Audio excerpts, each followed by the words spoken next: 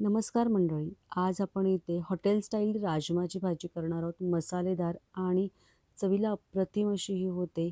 पोळीबरोबर, भाताबरोबर किंवा नानसोबतसुद्धा छान लागते. त्यासाठी सगळ्यात अगोदर मी इथे राजमा ओव्हरनाईट भिजत घातला होता. राजमाची भाजी करताना एक गोष्ट लक्षात ठेवायची ती म्हणजे राजमा पूर्णपणे छान असा टप्पोरा फुगेपर्यंत भिजलेला असायला पाहिजे. नाहीतर राजमा शिजायला खूप वेळ लागतो. सगळ्यात अगोदर मी इथे कुकर एक गरम करायला ठेवला आहे गॅसवरती. त्याच्यामध्ये 2 टेबलस्पून साजूक तूप घातलेलं आहे. तुम्ही इथं बटरसुद्धा वापरू शकता. त्यामध्ये 1 दालचिनी, 1 मसाला वेलची, 2 तमालपत्र घातलेले आणि हे सगळं मिक्स करून घ्यायचं. त्यामध्ये आपण भिजवलेला जो राजमा आहे ना, तो घालायचा. इथे राजमा चांगला भिजलेला असणं आवश्यक आहे. त्यामध्ये पाणी घालायचं आहे. राजमा बुडेल इतकंच पाणी याच्यामध्ये घालायचं आहे. मीठ घालायचं आहे चवीनुसार. सगळं मिक्स करून घ्यायचं आहे आणि कुकरचं झाकण लावून कुकरच्या इथे 5 ते 6 शिट्ट्या करून घ्यायच्यात. इथे 5-6 शिट्ट्यामध्येच हा राजमा शिजतो, कारण राजमा शिजायला तसा बराच वेळ लागतो. इथे कुकरच्या शिट्ट्या झालेल्या आहेत. कुकर थंड झाला त्यानंतर आपण चेक करूया राजमा शिजला आहे का. तुम्ही बघू शकता अगदी मऊसूत असा हा राजमा शिजलेला आहे.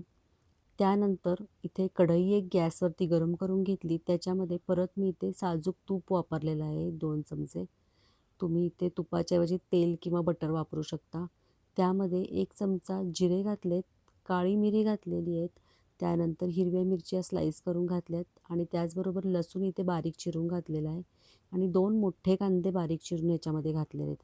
सगळं मिक्स करून घ्यायचं आणि कांदा इथे परतून घ्यायचा आहे. पण कांदा आपल्याला अगदी तांबूससर करायचा नाही आहे, हलकासा इथे परतून घ्यायचा आहे. आता इथे कांदा परतून झालेला आहे आपला. त्यामध्येच आता मी हिंग घातलेला आहे. त्यानंतर मिक्स करून घेतलेलं आहे पुन्हा.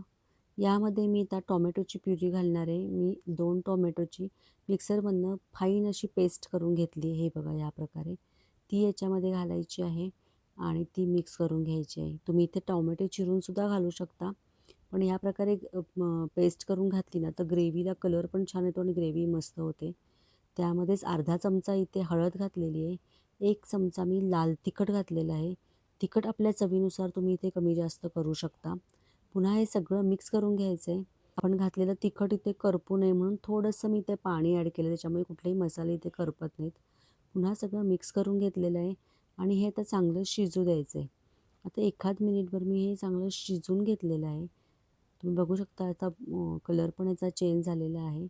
आता याच्यामध्ये आपण राजमा घालायचा आहे. आपण जो शिजवून ठेवलेला सगळा राजमा आहे ना, तो याच्यामध्ये घातलेला आहे आणि आता हे सगळं मिक्स करून घ्यायचं आहे. त्यानंतर पुन्हा एक 2 मिनटं हे चांगलं शिजवून घ्यायचं आहे. म्हणजे आपण याच्यामध्ये जो लसूण घातलेला आहे, हे मसाले जे घातले त्याचा फ्लेवर अगदी मस्त या राजम्यामध्ये उतरतो. तर झाकण ठेवून मी 2 मिनटं हे शिजवून घेतलेलं आहे. त्यानंतर ह्याच्यामध्ये चवीनुसार थोडं मीठ घातलेलं आहे. इथे मीठ जास्त घालायचं नाही आहे, कारण आपण इथे राजमा शिजवतानासुद्धा मीठ घातलेलं आहे. त्यानंतर पाव चमचा इथे मी धना-जिरा पावडर घातली आहे. अर्धा चमचा याच्यामध्ये मी गरम मसाला घातला आहे. थोडीशी कोथिंबीर घालायची. सगळं पुन्हा व्यवस्थित मिक्स करून घेतलेलं आहे. तुम्ही बघू शकता मस्त असा राजमा झालेला आहे. तुम्हाला जरी आत्ता हा पातळसर असा वाटत असेल ना, तरी तो नंतर असा दाटसर असा त्याचा रस तयार होतो. पुन्हा झाकून हे शिजू द्यायचं आहे. तोपर्यंत एक तडका इथे तयार करून घेऊया. त्यासाठी इथे मी पळी गरम करून घेतली. त्याच्यामध्ये 1 क्यूब बटर घातलं आहे. बटर जरा मेल्ट झाल्यानंतर याच्यामध्ये जिरे घातलेत. त्यानंतर हिरवी मिरचीचे स्लाईस घातले, गोटूरवाली मिरची घातलेली आहे. सगळं छान अशी फोडणी करून घ्यायची आणि याच्यामध्येच मी इथे कसुरी मेथी जराशी हातावरती क्रश करून घातलेली आहे. म्हणजे ती बटरमध्ये अशी घोळवून घेतली की नाही की त्याचा फ्लेवर अगदी मस्त होतो. थोडीशी खरपूस अशी ती तळून घ्यायची याच्यामध्ये. आता एक 2-3 मिनटं होऊन गेली आहेत आपली. तुम्ही बघू शकता राजमा पण चांगला इथे शिजला आहे, एकजीव असा झालेला आहे.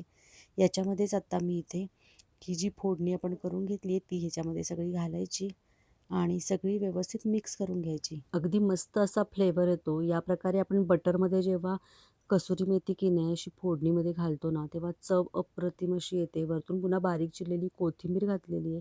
तुम्ही या प्रकारे एकदा राजमा करून बघा. एक नंबर असा मस्त होतो.